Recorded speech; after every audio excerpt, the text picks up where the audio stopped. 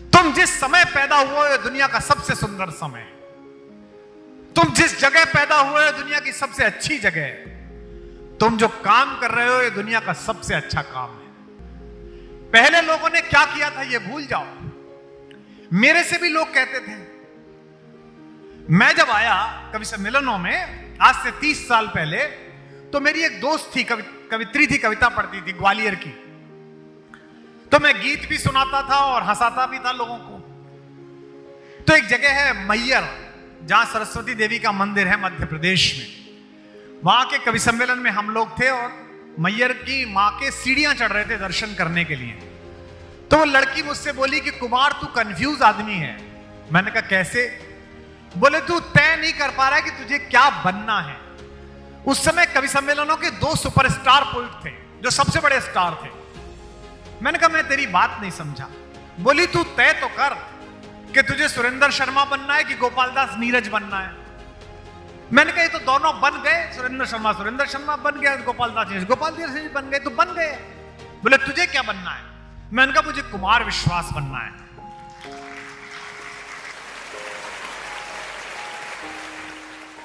जोरदार तालियों से स्वागत हो जाए डॉक्टर कुमार विश्वास।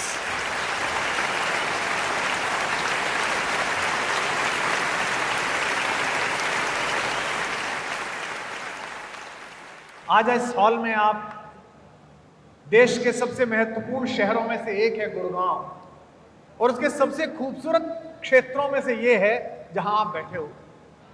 मुझसे अक्सर इंटरव्यू लेने वाले लोग पूछते हैं, हिंदी की कविता जो 1100 रुपए में थी, आपने जो पुराने लोग होंगे 1970 और 60 की हिंदी फिल्में देखी होंगी।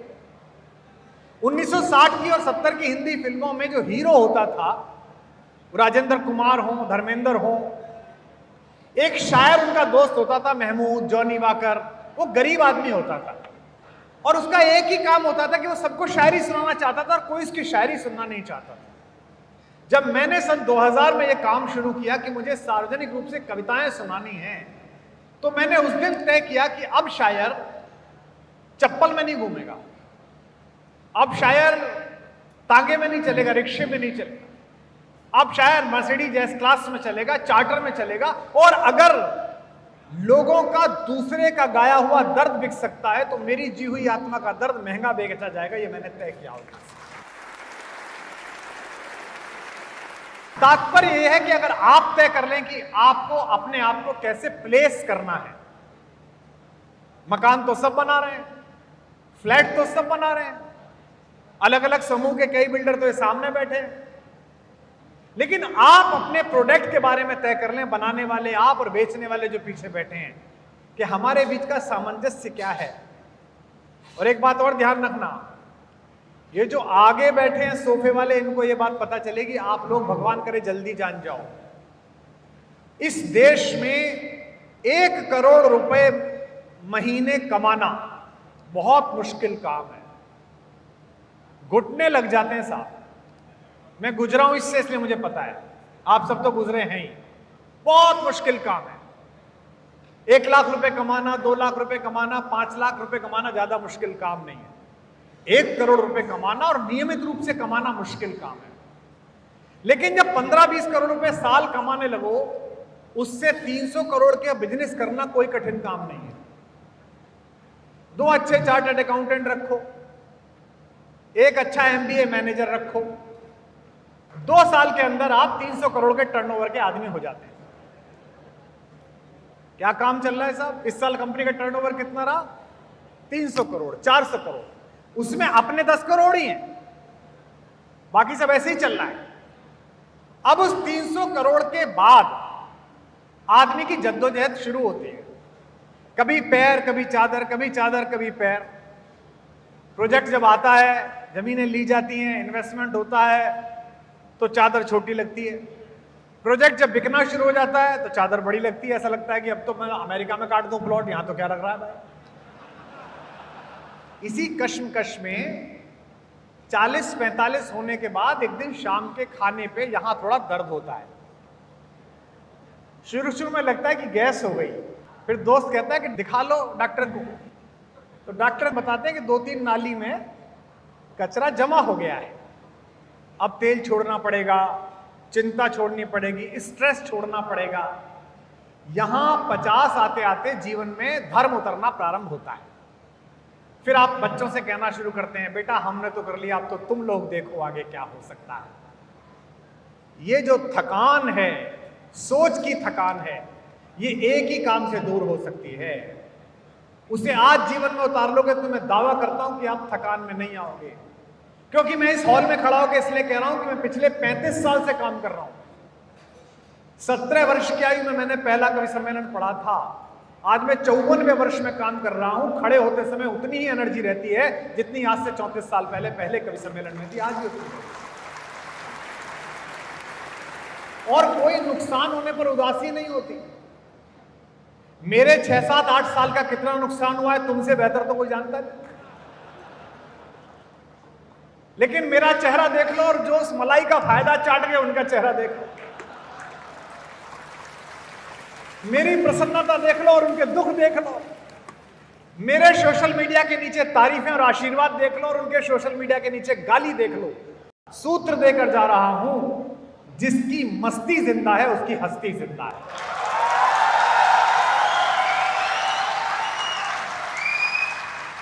काम को करना तो आनंद की तरह करना। मकान बनाना, मकान बेचना, फ्लैट बेचना तो ऐसे करना जैसे बैडमिंटन का मैच खेल रहे हो, जैसे घर पे बैठ के शतरंज खेल रहे हो, पत्नी ने पकौड़े बना दिए, 4 दोस्त आ गए। अगर तुमने काम को यह समझ के करा कि बड़ा मुश्किल काम, चाहे आपके चेयरमैन हो, चाहे पीछे बैठा हुआ, सबसे पीछे बैठा हुआ वो 100 फ्लैट बेचने वाला मेरा भाई हो, जो भी घर से काम करने निकले, ये समझना मंदिर जा रहा हूं पूजा करने के लिए। सदा अपने काम की तारीफ करना, अपनी कंपनी की तारीफ करना। अगर ये कहते रहे कि बड़ा मुश्किल है, बहुत खराब माहौल है, रिसेशन आ गया, अब तो बिक ही नहीं रहा, प्रॉब्लम हो गई है, ये हो गया है, तो ये दुख तुम्हारे जीवन में परिणाम दुख ही लाएगा। और अगर किसी ने भी रात को उठा के भी पूछा कि काम कैसा चल रहा है, अरे बड़ी लक्ष्मी की कृपा है, माता की बड़ी कृपा है, रस बरस रहा है, 5 प्लॉट बेच दिए, 6 और बेचूंगा, बहुत शानदार हो जाएगा, आगे चलने वाला हूं, यही सुख तुम्हारे जीवन में सुख बनकर उतर जाएगा। मुझे लोग मिलते हैं दुखी, मैं उनसे कहता हूं कि क्यों दुखी हो? मेरे काम को लेके मुझसे ज्यादा दुनिया दुखी है। एयरपोर्ट पे जाता हूं तो सीआईएसएफ वाला मुझसे कहता है, भाई साहब बड़ा बुरा हुआ, पार्लियामेंट में दिखने चाहिए थे आप। मैंने कहा जो दिख रहे हैं उन्होंने क्या कर लिया? हरियाणा का एक लड़का स्कूल में पढ़ता था, 4th क्लास में, एक दिन छुट्टी मार दी, अगले दिन गया तो अध्यापक ने कहा, तू कल क्यों नहीं आया था?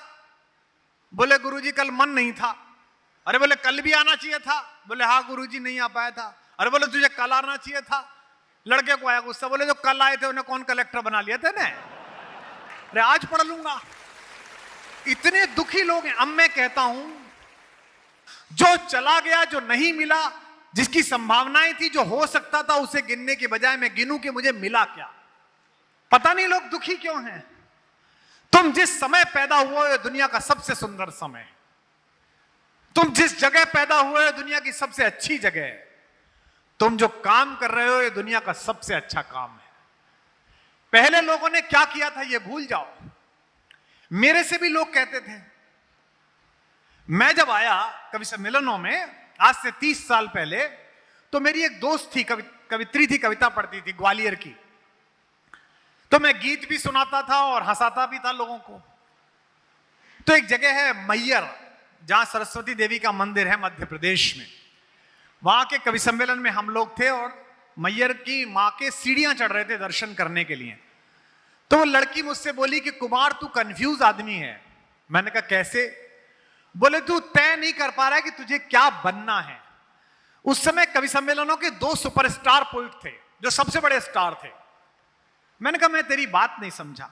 बोली तू तय तो कर कि तुझे सुरेंद्र शर्मा बनना है कि गोपाल दास नीरज बनना है। मैंने कहा ये तो दोनों बन गए, सुरेंद्र शर्मा बन गया, गोपाल दास नीरज बन गए, तो बन गए। बोले तुझे क्या बनना है? मैंने कहा मुझे कुमार विश्वास बनना है।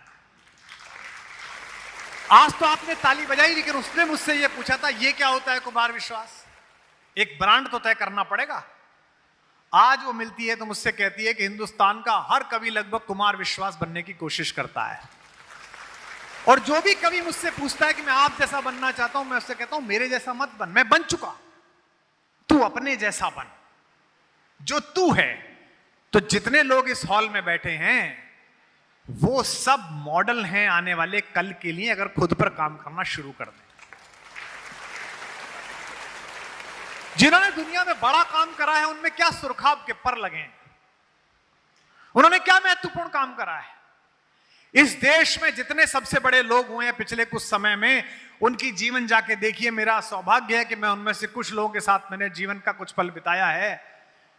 तुमसे और हमसे अतिरिक्त सामान्य पृष्ठभूमि में पैदा हुए, पर हरियाणा में बैठे हुए सारे लोगों, इस ग्रुप में बैठे हुए लोगों, मैं तुमसे यह कहने आया हूं, तुम सबके अंदर एक बजरंगबली है, एक हनुमान है। मैं जामवंत हूं जो उसे पहचान दिलाने आया हूं, तुम्हें याद दिलाने आया हूं। मैं जब भी कोई नया काम शुरू करता हूं, मेरे पिताजी मेरी पत्नी से पूछते हैं कि अब क्या परेशानी है इसे। मेरे पिताजी को मुझ पर सदा शंका रहती है कि यार ये पता नहीं क्या करेगा। मैंने अभी पिछले दिनों, कोरोना के दिनों में जो जो काम किया आपने देखा होगा, 2500 जगहों पर कोविड सेंटर खुलवाए। उसी बीच मैंने अपने फार्म हाउस पर एक फिल्म लिख दी। तो मेरे पिताजी ने मेरी पत्नी से पूछा, इतनी पॉपुलैरिटी मिल गई है, इतनी लोकप्रियता है सब दुनिया में, और क्या चाहता है। मेरे दोस्त भी पूछते हैं कि क्या चाहता है, हिंदी के कवि को और क्या चाहिए। मैं कहता हूं कि ब्राजील के बीच पर, समुद्र तट पर, जिस दिन ब्राजीलियन लड़कियां सनबात करती हुई कोई दीवाना कहता है गा रही होंगी, उस दिन मैं मानूंगा कि मैंने आधा काम कर दिया। और आपने देखा कि तंजानिया में कुछ लोग गा रहे थे, वीडियो बड़ा वायरल हुआ। फिलीपींस में कुछ बच्चे गा रहे थे, बड़ा वायरल हुआ। यानी कि आपकी महत्वाकांक्षा की कोई सीमा नहीं होनी चाहिए। पर हां, इस बीच एक बात और ध्यान रखना, एक शब्द है महत्वाकांक्षा, एम्बिशन, और एक है ग्रीड, लालच। महत्वाकांक्षा अनंत रखना और लालच 0 रखना। हमने उल्टा कर दिया है, हमारा लालच बढ़ गया है, महत्वाकांक्षा 0 हो गई। हमको लगता है इसी में कम जाए, इसी में हो जाए, यहीं से निकालना। नहीं, ये मत करो। आप अपनी महत्वाकांक्षा को तो आकाश पर रखना, अपने लालच को 0 रखना। क्योंकि जो आप नहीं देखते वो ईश्वर देखता है, वो भाग्य देखता है। मैं अपने जीवन में जनता की नजरों में 3 बार 3 जगहों से पराजित हुआ हूं,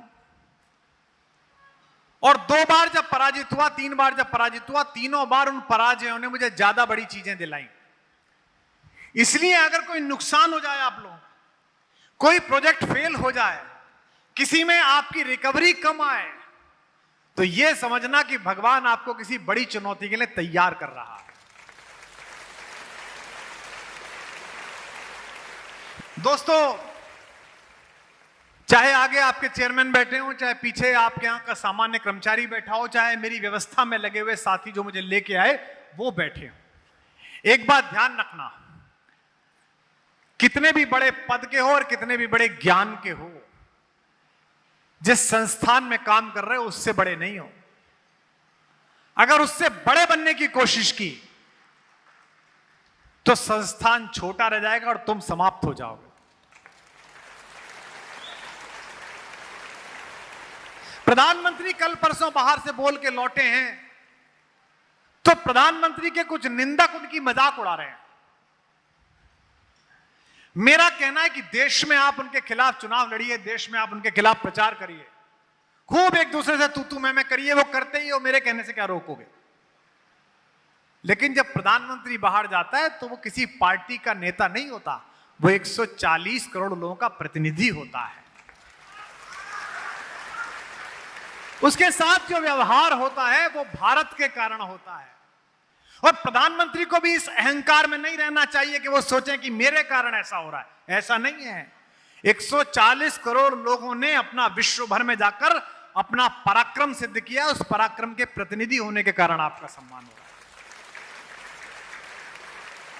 क्योंकि हमारे बेटे बेटियों ने दुनिया में जाकर इतना अच्छा काम किया है कि आप भी विदेश जाते होंगे। मैं जाता हूं कुर्ता पजामा पहनकर, मैं जाता हूं धोती पहनकर लंदन की ट्यूबलर में, तो ट्यूबलर में बैठा हुआ पड़ोसी मुझसे मेरा कपड़ा देख के पूछता है, कुछ हिंदुस्तानी फोटो खिंचवाने आ जाते हैं, कुछ पाकिस्तानी आ जाते हैं, तो आश्चर्य में पूछता है from which country you are. मैं कहता हूं आई एम फ्रॉम इंडिया। तो बड़े मुस्कुरा कर कहता है Indians very good engineers, very good doctors, very good chartered accountants. इस देश के प्रतिनिधि होने के कारण आपको आदर मिल रहा है। देखो आज से 75 साल पहले हम दो भाई एक साथ आजाद हुए थे। मुझे गर्व होता है ये कहने में कि दुनिया में हम जिस देश में भी गए, चाहे वीजा लेकर गए, चाहे नागरिकता लेकर गए, कितने गौरव की बात है कि उस देश के खिलाफ होने वाले किसी काम में किसी भारतीय का नाम नहीं आता। और अगली बात दुखद है, लेकिन आप हंसोगे भी और रोगे भी। एक हमारा भाई आजाद हुआ था, दुनिया में कहीं कोई फजीता हो, कहीं कोई बम फटे, कहीं कुछ हो, बिना ढूंढे पता चल जाता कि इनके 4 आदमी थे। ये क्या है? ये अंतर है क्रिएटिव होने में और डिस्ट्रक्टिव होने में। अगर टीम में आप कमियां ढूंढने लगो, ये खराब करता है, ये इसने ऐसे कर दिया, इस पर ऐसा नहीं हुआ, कोई काम नहीं होगा। हम में से बहुत सारे लोग इस अहंकार में रहते हैं कि हम संगठन से बड़े हैं, हमें जो काम सौंपा गया है इससे भी बड़े हैं हम। 2 लोगों का मैं उदाहरण देता हूं जिनकी संगठन क्षमता ने यह बताया कि पृथ्वी पर आकर मनुष्य रूप में रहकर भी आप भगवान बन सकते हैं। पहले तो राम, उन्होंने अपने एम्प्लॉइज में, अपने साथ काम करने वाले लोगों में इतना भरोसा बोया है कि उनका हर व्यक्ति अपनी निजी महत्ता भूलकर उनके काम के लिए समर्पित हो चुका है। ये जो मैं बात बोल रहा हूं, ये सोफे पर बैठे हुए सीनियर्स के लिए बोल रहा हूं। आपकी साइट पर अभी केवल एक दरवाजा लगा है, उस दरवाजे पर गेट पर बैठने वाले 15,000 16,000 का जो गार्ड है, उसके अंदर भी आपकी कंपनी को लेकर वैसी ही मोहब्बत होनी चाहिए जैसी आपके अंदर है।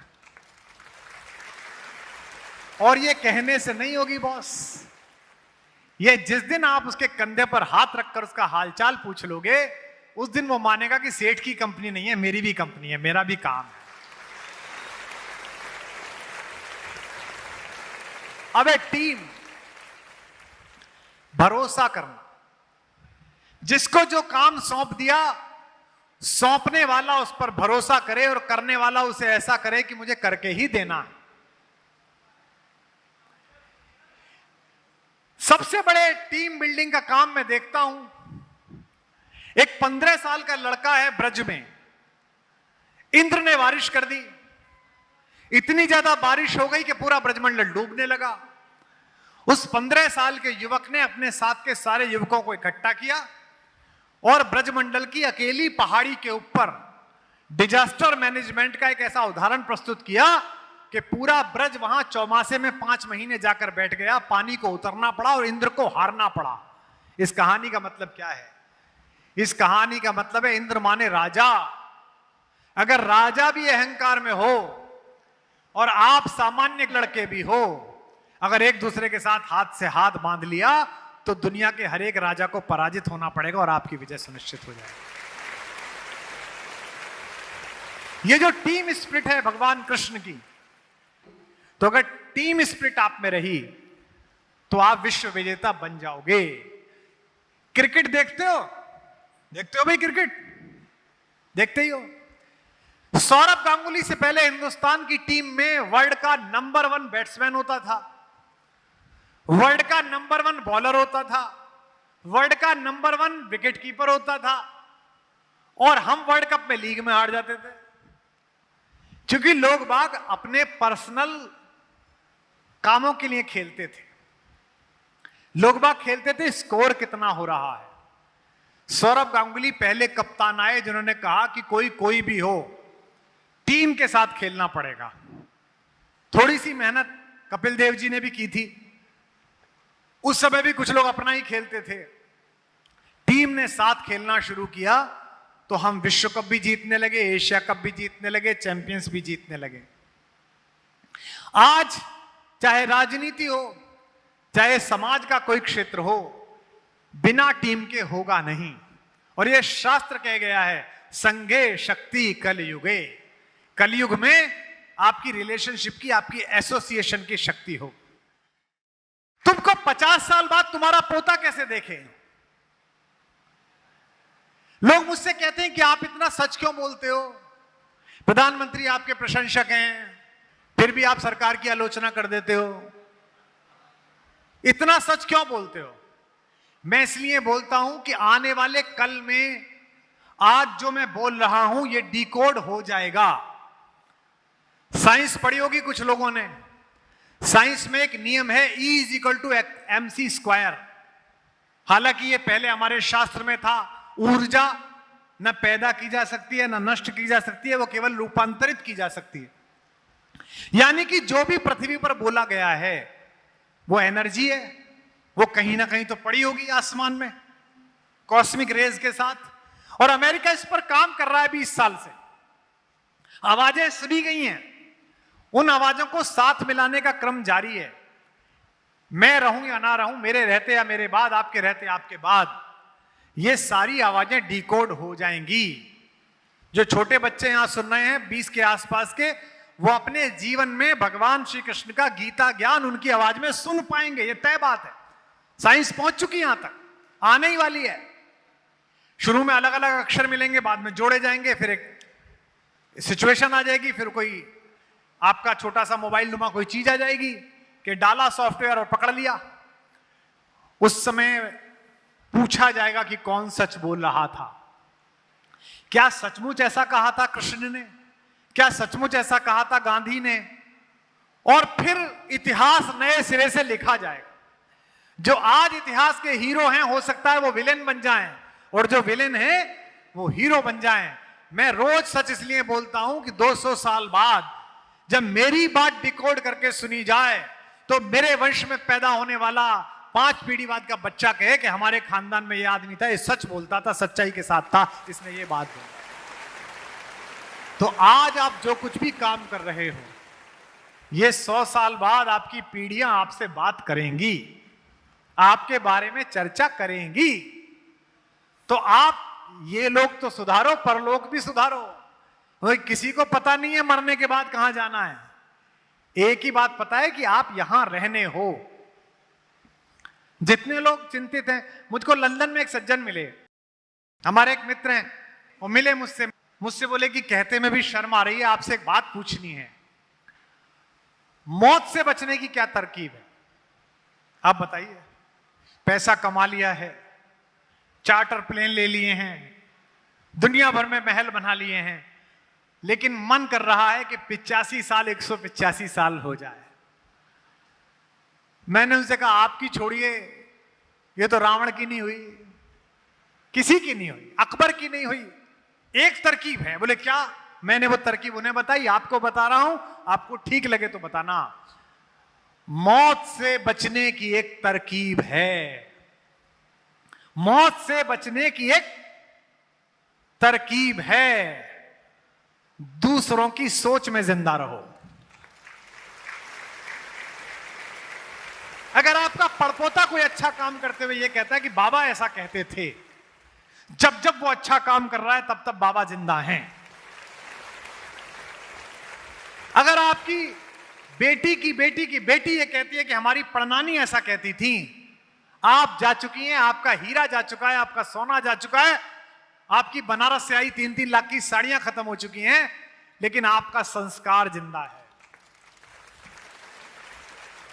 सिग्नेचर के फ्लैट में रहते हुए सेठ जी अगर 50 साल बाद रहने वाला आपके दरवाजे को हिलाते हुए कह दे कि यार पता नहीं कौन आदमी था, ऐसा दरवाजा लगा के गया है कि आज तक नहीं बदलना पड़ा, तो आपका काम हो सकता है बदल जाए, लेकिन आप जिंदा रहेंगे उसकी प्रशंसा में, उसकी तारीफ में। तो टीम बिल्डिंग, सच्चाई, ईमानदारी और एक ये मानना कि मैं जिस काम के लिए भगवान ने चुना हूं वो दुनिया का सबसे अच्छा काम है, दुनिया का सर्वश्रेष्ठ काम है। आपके पास तो शिकायत का कोई मौका भी नहीं है। मैंने आपको शुरू में भी बोला, फिर बोल रहा हूं, दुनिया के सबसे संभावनाशील देश में आप इस समय हो। दुनिया के दूसरे देशों में मैं जाता हूं, वहां के एम्बेसडर से भी मिलता हूं, इतनी ज्यादा उम्मीद किसी देश से नहीं लगा रखी जितनी आपसे लगा रखी। आपसे सबसे ज्यादा उम्मीद है, और आप कितनी बड़ी ताकत बन गए हो इस बात का अंदाजा आप इससे लगाओ कि चलते हुए रॉकेटों के बीच में, जलती हुई मिसाइलों के बीच में, चलती हुई तोपों के बीच में दो देशों की सेनाएं आमने सामने जूझ रही हैं, लेकिन एक हिंदुस्तान का लड़का तिरंगा निकाल के दिखा देता है तो दोनों देशों के सैनिक यूक्रेन और रूस वाले रास्ता दे देते हैं कि चले जाओ। ये छोटी मोटी बात है क्या? आप पड़ोस का देश देख लो, आटे की समस्या हो रही है। जो पहले प्रधानमंत्री था उसकी क्या हालत की जा रही है उसका तय भी नहीं है। तो आप सबसे अच्छे समय में पैदा हुए, जिस युग में हम हुए वही तो अपने लिए बड़ा है। देखो तुम्हारे आगे कितना कर्म क्षेत्र पड़ा है। हमको ऐसा लगता है कि भारत में क्या कर लेंगे, लेकिन आप जनरेशंस देखिए। मेरे पिताजी 9 मील पैदल चल के स्कूल जाते थे, मैं शायद 1 किलोमीटर पैदल चल के स्कूल जाता था। मेरी बेटी ने कॉलोनी के उस मोड़ से गाड़ी पकड़ी तो उसे भी वो कहती है लाइफ में बड़ा स्ट्रगल था। तो स्ट्रगल के माने बदल रहे हैं। तो आप दुनिया के सर्वश्रेष्ठ जगह पे सर्वश्रेष्ठ लोगों के साथ बैठे हुए, ये आपका सौभाग्य है, ये आपकी अच्छी बात है। और इसको जानने के लिए आपको किसी MBA की जरूरत नहीं है। आपके घर में जो आपके माँ, आपकी दादी, आपके पिताजी, आपके बाबा जो रामचरितमानस पढ़ रहे हैं, जो गीता पढ़ रहे हैं, उसे ही आप पढ़ना शुरू कर दो तो आपको पता लगेगा सब कुछ यही है।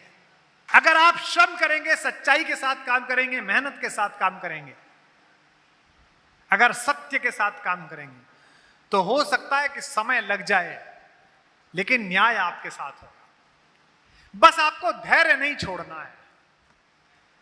हम बहुत जल्दी अधीर हो जाते हैं कि अब क्या करें, अब क्या करें, अब क्या करें, तो निकल ही नहीं रहा है। आपको धैर्य नहीं छोड़ना, वो निकलेगा। अगर सफलता पानी है तो 3 बातें रखना। पहली, पेशेंस, धैर्य रखना कि समय आएगा तुम्हारा भी। दूसरी, प्रेजेंस, अपने आप को दिखाते रहना काम में, घर मत बैठना, उदास मत होना, ऑफिस में बंद मत हो जाना, डिप्रेशन में मत आ जाना। और तीसरा, परसुएंस, मैं कैसी नौकरी चाहता हूं, कैसी कंपनी चाहता हूं, ये खुद से और दुनिया से कहते रहना। ये 3 बातें, 3 P मिल गई तो सिग्नेचर की प्रोसेस कोई रोक नहीं सकता। इसीलिए मैं बार बार कहता हूं कि रामचरितमानस पढ़ो। एक अपॉर्चुनिटी छिन जाने पर रोने लगते हो आप लोग। IIT में पहले 100 में रैंकिंग नहीं आई तो कोटा में बच्ची आत्महत्या कर लेती है।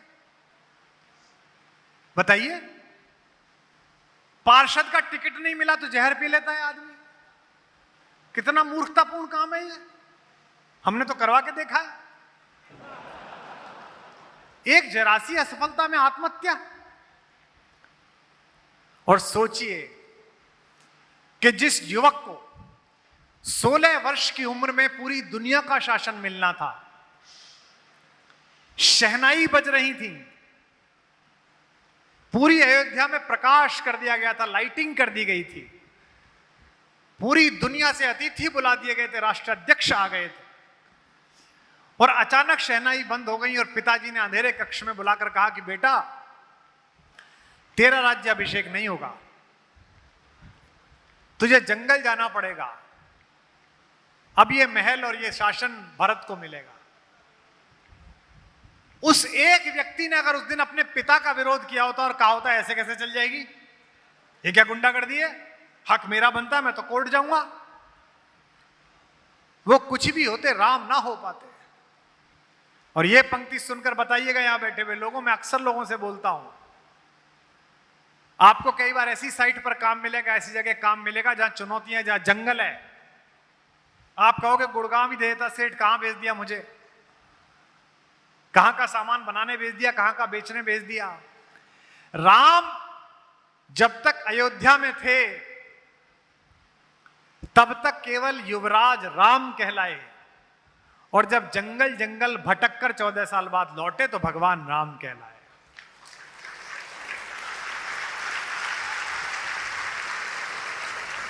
इसका मतलब यह है कि जब तक चुनौतियों के जंगल को पार कर कर वापस नहीं लौटोगे, तब तक अपने काम के भगवान बनने की संभावनाएं जीरो हैं।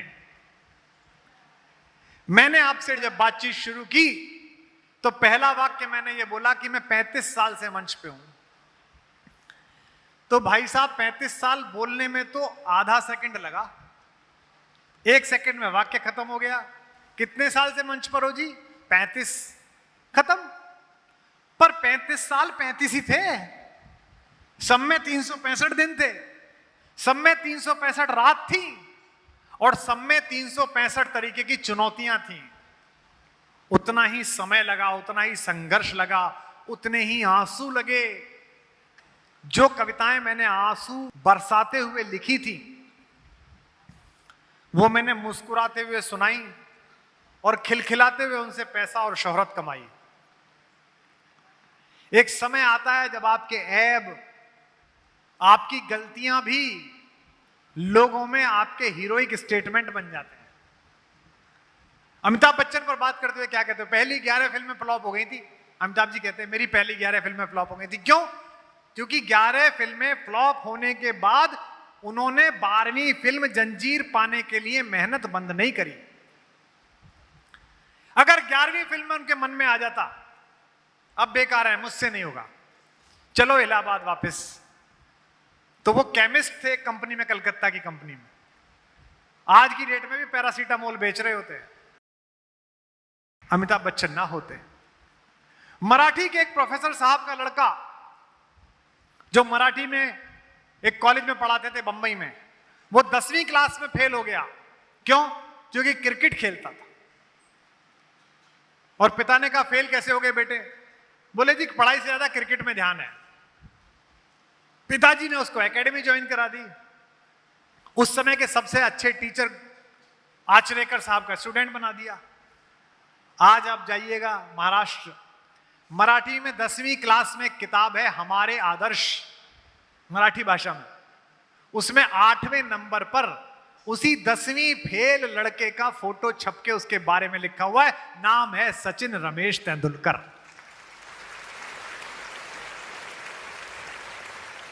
ये मैं इतनी सारी बातें उपदेशात्मक नहीं कह रहा, ये मैंने खुद जी कर देखी है। मैंने इस उपहास को देखा है। 3 बार मेरा जीवन में मजाक बना कि ये फेल हो गया, और 3 बार मेरे मन में भी सवाल आया कि क्या मैं फेल हो गया।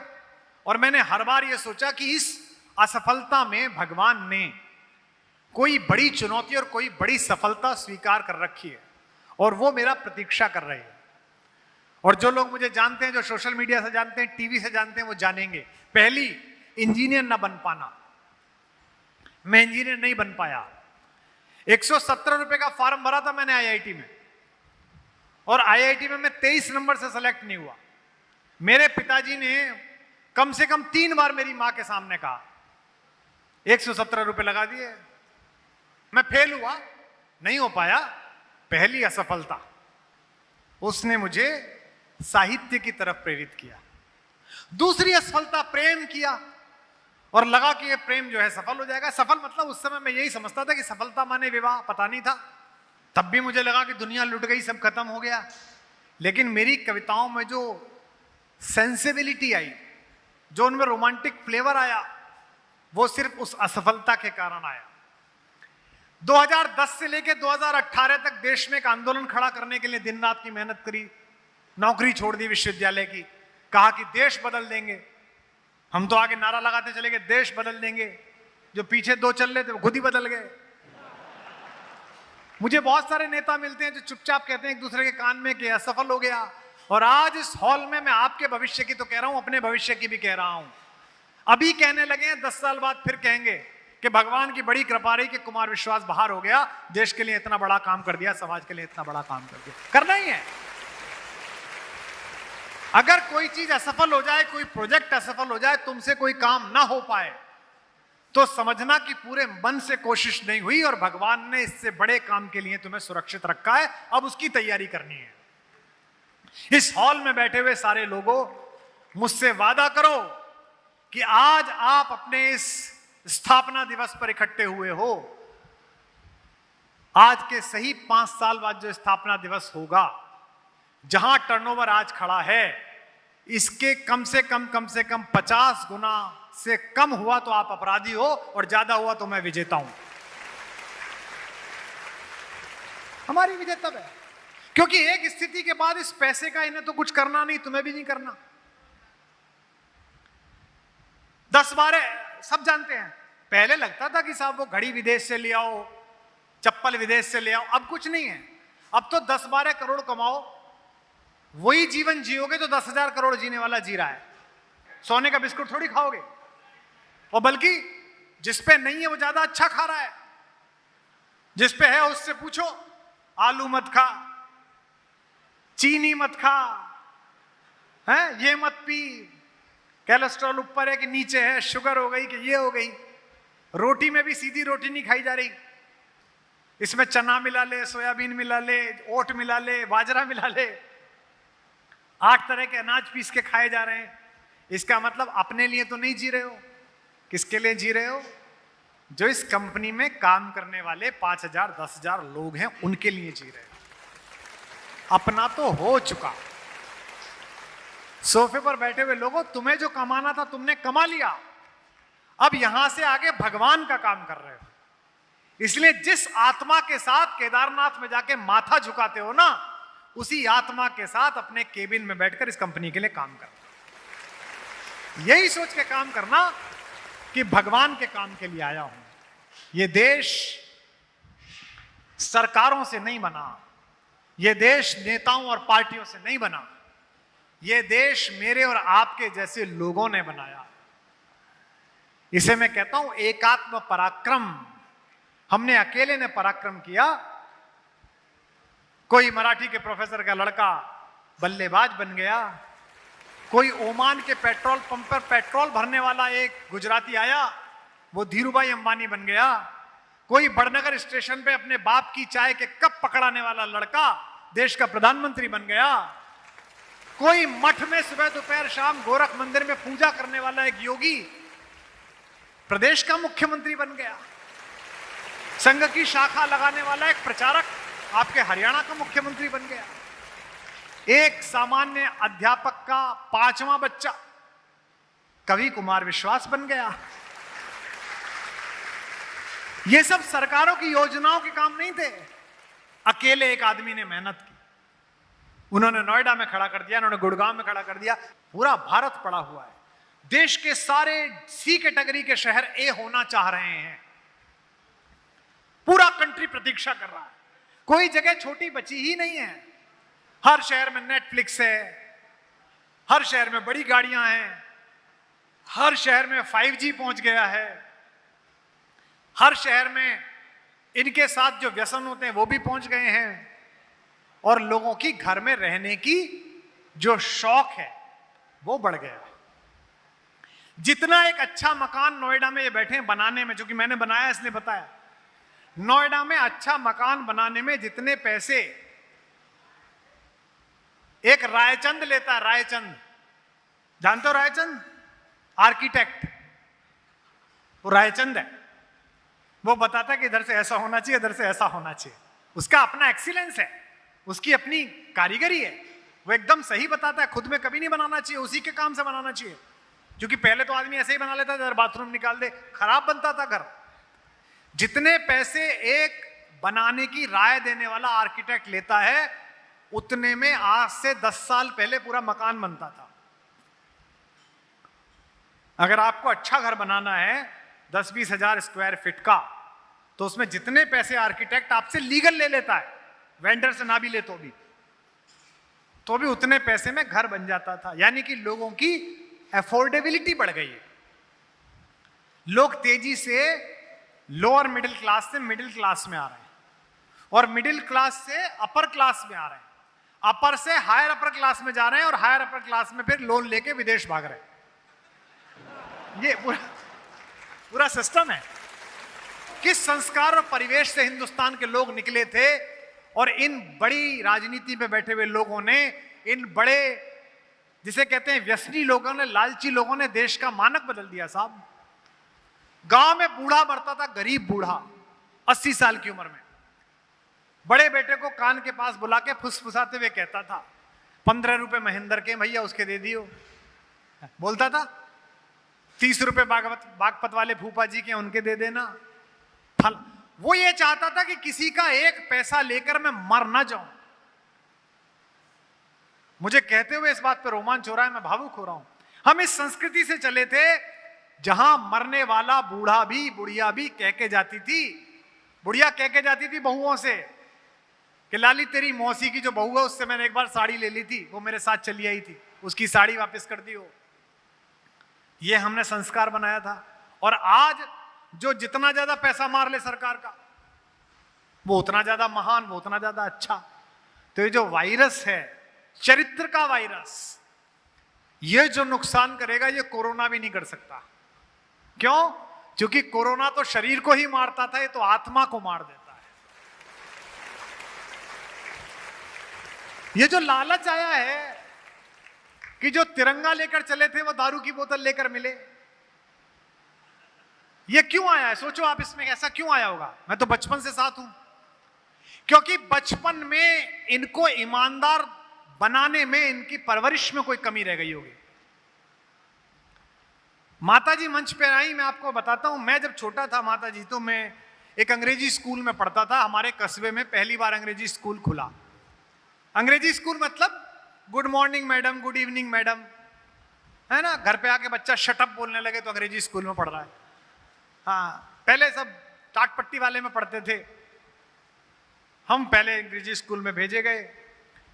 तो उन दिनों रबड़ जो आती थी वो नटराज की आती थी, लेकिन एक नई रबड़ आई थी जो प्लास्टिक के छोटे छोटे पशु पक्षियों के बीच में रख के आती थी।